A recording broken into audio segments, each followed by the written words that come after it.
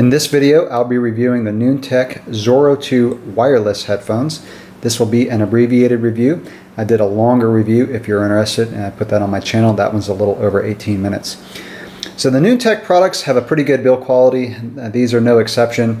I've said this before in some of my other videos that Noontec are a little bit of a Beats knockoff, but I think they have a better sound, which I'll get into in a minute. And the style looks really good too. So they've got a brushed aluminum logo on the side, which looks really good. A brushed aluminum logo here on the hinges. And so these do fold up, and they're really compact.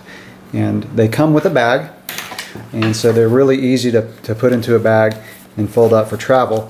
And again, really compact and really lightweight. So these are a really good travel headphone.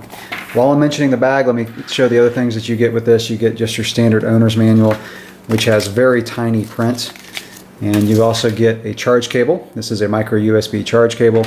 And you do get a cord that comes with the headphones, and I'll talk about that more in a minute. They do have a plastic build, and that's to keep the weight down. Even though it is plastic, these do not, to me, feel like a cheap headphone.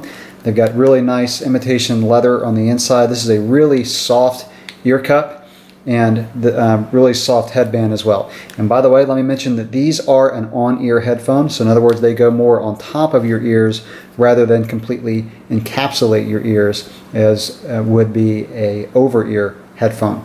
The advantage of the on-ear headphone is that they're more compact. They look better when they're hanging around your neck. They're not as bulky. And when they're on your head, they're not as bulky either when you're out and about listening to the music.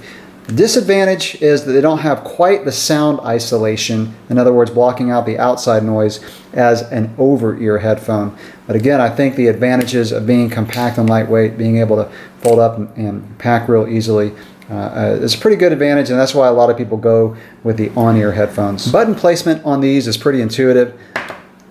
They're placed naturally where your thumbs would go as you're putting the headphones on your head or taking them off. And I got these so that the left side is over here and the right's here. So this is kind of how they would be on your head. So again, as you go to grab the headphones, your thumbs naturally go here. So I found the button placement to be really good on these. The buttons also have a pretty tactile feel.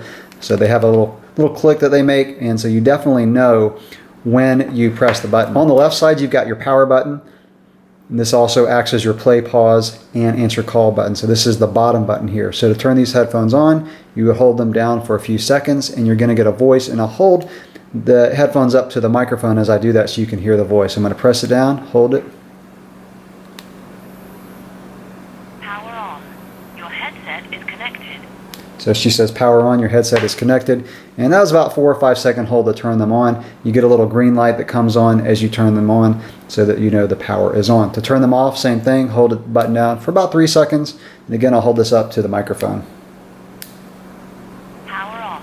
Your headset is disconnected. So the little British voice there, she says power off, your headset is disconnected. So that way you know that you're turning them off. So while you're listening to your music, you can pause or play just by tapping this button one time. Also, this button, whether the headphones are on or off, if you double tap the bottom button, you're going to get a battery indicator. And you get 4 lights here to know the battery level. The battery on these headphones is incredible. You get, they say 35 hours of listening time at about 80% volume, which I find to be pretty accurate. I have actually not even run these headphones all the way down. So what's nice about the battery is you could travel, you could go on a trip, and unless you just have extremely long listening sessions, you could charge them up at the beginning of the trip and not even have to worry about charging them while you're gone. It's a really strong battery life on these. On the right side, you've got your volume and track skip forward or back buttons. So the top button does your volume up, and it does your track forward. So if you want to go forward a track, you would double tap that button. And if you want to do the volume up, the top button, you would hold it down. So what happens is, as you're holding the button down, after about a second, it will change the volume, and you would keep holding it down until you get your desired volume, and then you would let go. Same thing with the bottom button. To go back a track, you would double tap this button. And then if you want to change your volume down, you would just hold this button down until you get to your desired volume, and then let up on the button. So I mentioned these do come with a cord. The cord has a microphone and a single button remote. And you would just plug the cord in right here. And let me also mention on the other side, this is your charge port. So you plug your micro USB charger into there and charge them up. So the cord is a really nice option in case you want to use this as a corded option. In other words, if your battery went down, or if you wanted to hook these up to a computer, you could just use the cord. So really nice that they included the cord and the option to use a cord with these. Now let's get into the sound quality, because that's a very important feature, and it definitely is for me. These are not advertised as an audiophile headphone. However, I found the sound on these to be very good. As far as bass, the bass on these is really strong. I would give, on a scale of 1 to 5, the bass about a 4. It's a very clean bass. It's not real muffled or muddy or rumbly. It doesn't overpower the music. It does give the music a nice warm tone, because it is a pretty strong bass. Now, I did a review on the Noontec Zoro 2, the regular wired ones, and those I found to have a very clear sound signature, but the bass was lacking, and it was a little bit too thin for my taste on the bass. If you like bass, which a lot of people who buy headphones are looking for, these are not going to disappoint you. Clarity on these is also very good. Now, I'm spoiled by the Audio-Technica ATH M50s. These are my favorite headphones as far as just sitting in one place and listening to music. But the Noontec Zoro 2 wireless have pretty good clarity. I'm going to give it about a 3.5 on a scale of 1 to 5 as far as clarity in the mids and the highs. It doesn't have just that really extreme detail that you would get on the Audio-Technicas or any other type or audiophile type headphone. But again, really, the clarity on these is going to be just fine for the average listener. And for the average listener, the main reason you would get a set of wireless headphones is so that you can be active and move around and not worry about a cord catching on things or causing cable thump in your music. In other words, when the cable bumps against your shirt and brings that sound into your music. The wireless ones obviously don't have that.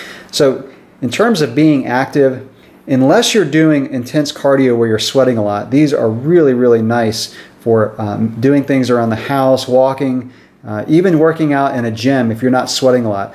The reason I talk about sweat is because if you start to sweat a lot, the pads are going to really collect sweat and not feel good at all.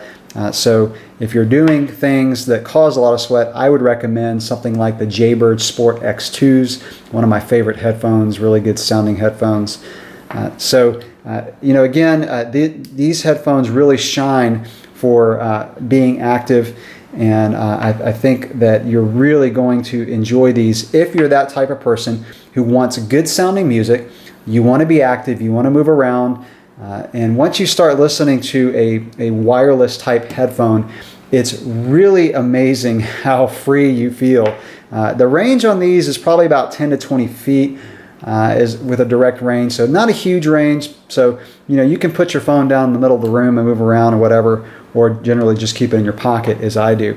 Now, ironically, the cord, when I hook the cord up, I don't notice a change in the way the sound is. So if you needed to use the cord, you have that option, but that shows me how far Bluetooth technology has come today.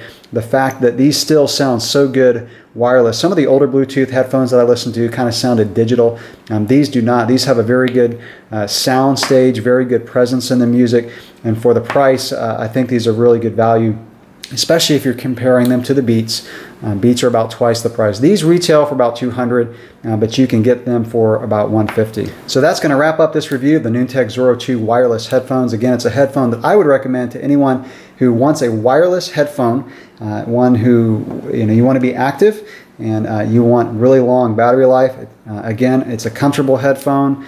I think the buttons are pretty intuitive, placed really well on the headphones.